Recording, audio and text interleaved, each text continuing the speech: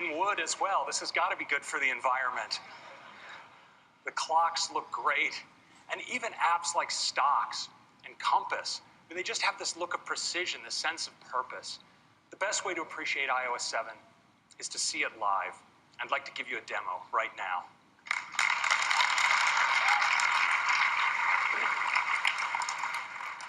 So let's take our first live look at iOS 7. Here it is. You can see how the device actually responds to the motion in my hand. Just slide out the lock screen. You see how it slides in? Now, I want you all to look away for a moment while I type in my... Okay, you can look again. Okay, don't tell anyone about that. All right. So here we are on the gorgeous new home screen. Let's go into weather. See on weather, it's a little cloudy today. I can actually tap here. Degrees, get more information like humidity and rain. Let's swipe through some locations. Clear in Sydney. Kind of hot in Phoenix. Here in Big Thunder Mountain, it's looking a little rough. We've got some thunder brewing. Oh yeah. Some heavy snow here in the North Pole. And tropical storm here in Gilligan's Island. I hope they got off that island. So, and it's more functional than ever. If you pinch, you get this gorgeous overview of all your cities. Even with the time, so it's a world clock as well. Let's take a look at the calendar. So clean. Swipe from days to day like this. Turn it into landscape. See your whole week at a glance. Got a big week ahead. Zoom out. Scroll easily through your months. Even go all the way out to the year. Let's take a look at messages. Notice as we scroll, we have this great sort of playful motion. The bubbles. Let's bring up the keyboard. As you slide contents of the keyboard, you see the layering and transparency. Gives you that sense of context. There's this gesture now from the left edge of the device. It's great for using the device with one hand. If I want to just go back, I can just swipe from the edge of the display, pull back like that, move in, out. So clean and natural. Let's take a look at folders. I'm going to go here into my games folder. I can now have multiple pages. Store hundreds of items in my folders. It's awesome. Take a look at Game Center. So, some of those good-looking friends. Let's take a look at Mail. The type is just so clean. When you drill into a message, look at how you get these full-screen, edge-to-edge photos. It's really great. And that gesture for moving in and out works here too, of course. It's just move between messages, just like this. It's so great. And if you just slide across on any item, you can get at the trash and more options as well right here in Mail. Finally, let's take a look at Notification Center. Same as always, we can just swipe down from the top of the device. It comes down with a nice thud. You can see all notifications, just my missed ones. And we have this great new Today view. So you can see your friends' birthdays, current look at the weather, your upcoming invitations, your calendar, your stocks, and even a quick look at tomorrow.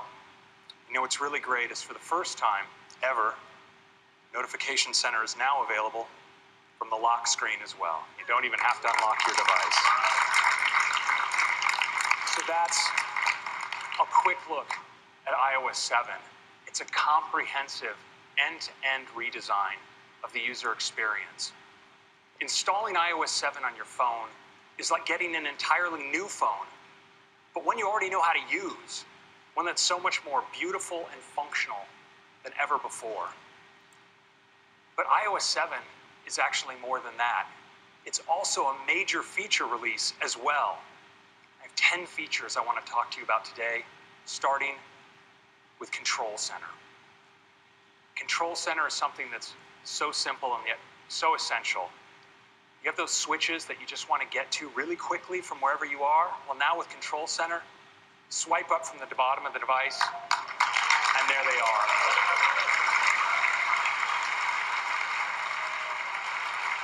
Turn on airplane mode, adjust your brightness, play a song, even get a flashlight. And available from anywhere, including your lock screen. So if you wake up in the middle of the night and you need to find something, your flashlight's right there. And that's Control Center.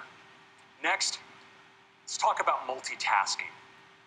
Now, iOS 7 has always been built on the industrial strength foundations of OS 10. It's had intrinsic, powerful multitasking capabilities, but we had to be careful about how we've exposed these to applications because we want to preserve great battery life. Now in iOS 4, we did add support for select kinds of applications to do multitasking, things like playing music in the background or receiving a voice over IP call while your app was in the background. Well now, in iOS 7, pleased to announce that we're going to have multitasking for all apps with great battery life.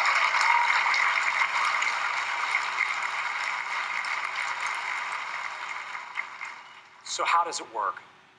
Well, imagine you have an app that you're using constantly throughout the day, a social networking app or something, and you're checking in all the time. Well, iOS 7 notices that pattern of use and is going to provide that app with frequent background activity to stay up to date. Let's say you have another app you use, maybe that you just check in on in the morning at breakfast, maybe at night after work. Well, iOS 7 notices that too, and it's going to give that app background cycles just in time so it's up to date for when you need it. Now, in addition to this intelligent scheduling, iOS 7 does opportunistic updates. The average user wakes their device dozens of times a day, and those provide great opportunities when the system's already powered up to update apps in the background. It also adapts intelligently to network conditions. So if you have good coverage, it's a great time to fetch. And it coalesces updates across multiple applications. So once you have those radios powered up, lets multiple applications take advantage of it for their background updates. And finally, iOS 7 responds to push notifications as a trigger to give that application time in the background. So when you follow that notification, the app will already be up to date.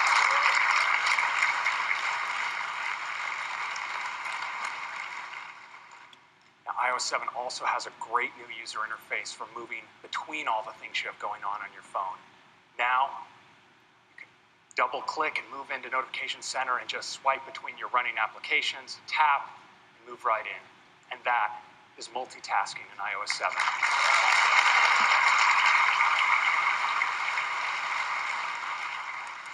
Next, let's talk about Safari.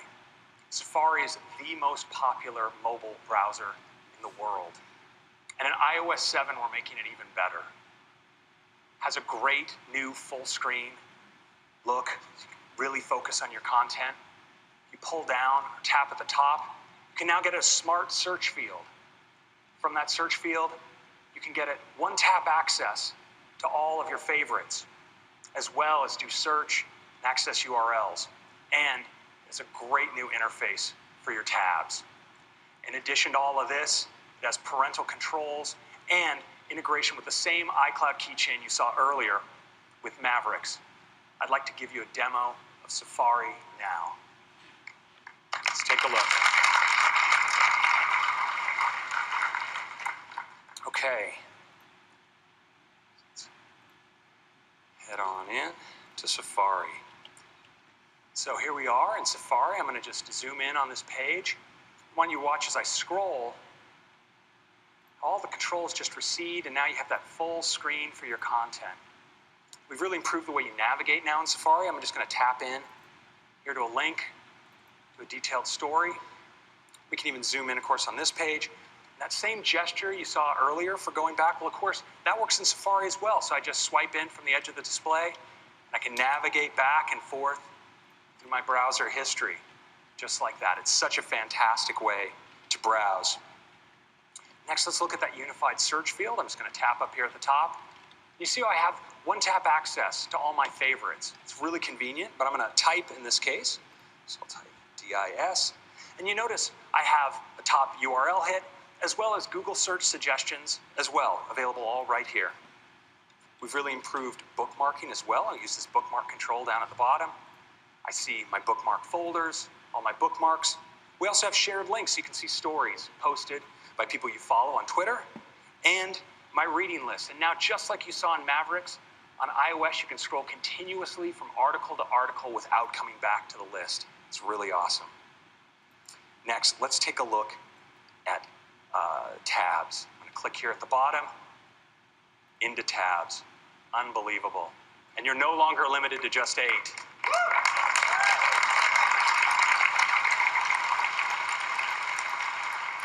And down at the bottom are also all your iCloud tabs. You can see what you left open on your other devices as well. And tabs, they're really nice to use. You can just tap, sweep into a tab, back out, back in, back out. It's just fantastic. If you want to reorder your tabs, just tap and hold. Just rearrange them like this. And if you're done with the tab, just swipe it off to the side. And it goes away. And that's the new Safari.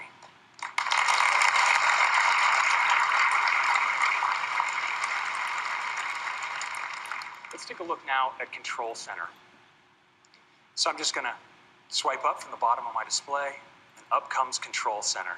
So you have these great switches at the top. You can turn on and off Do Not Disturb, for instance. Access my brightness. You can even access a flashlight, really useful at night. Play a song. And of course, this is available to me everywhere. So if I'm in Safari, for instance, let's bring it up here. You can turn off that music. And you notice how it's layering and transparency. Take the personality of the environment where you bring it up. That's Control Center.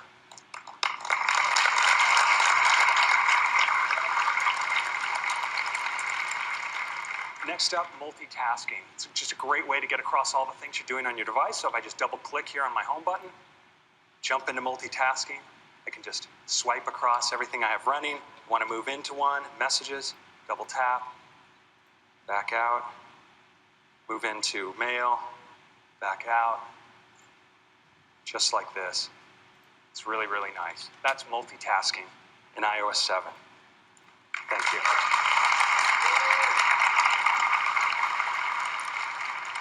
So of course, there's much, much more to iOS 7, including AirDrop.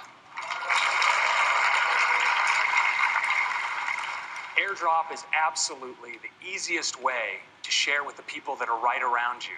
So now, when you're in any app that supports a share sheet, you bring up the share sheet, and your friends that are all around you just show up right there.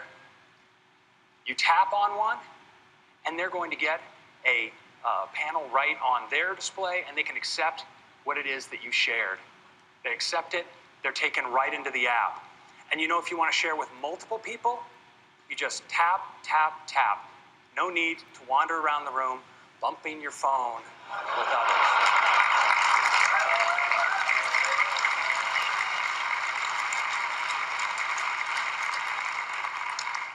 Now, this is system-wide for any app that supports the share sheet, and of course, it uses peer-to-peer Wi-Fi for maximum speed, and all your transmissions are securely encrypted. Because it uses the latest Wi-Fi hardware, it's supported on the iPhone 5, the 4th generation iPad, iPad mini, and the 5th generation iPod Touch. And that is AirDrop. Next, let's talk about the camera. So now, your camera in iOS 7 is 4 cameras in one. You can just swipe from your video camera to your photo camera, to your square cropped camera, to your pano camera. And when you're taking stills, you now have access to live photo filters, from some gorgeous black and whites to some classic color filters as well. So with your great new camera, we want to give you a great new way to manage your photos, and it's the new Photos app. You know, for many users, this is what their photo organization looks like. An endless, unorganized stream of their camera roll. We've all been there. But you know, it doesn't have to be this way. There's great information in those photos. iOS knows where you took the photos and when you took them, and that provides inherent structure that we can use to organize those photos. And now, in Photos in iOS 7, we do. We organize them into moments. I'd like to give you a demo of that right now.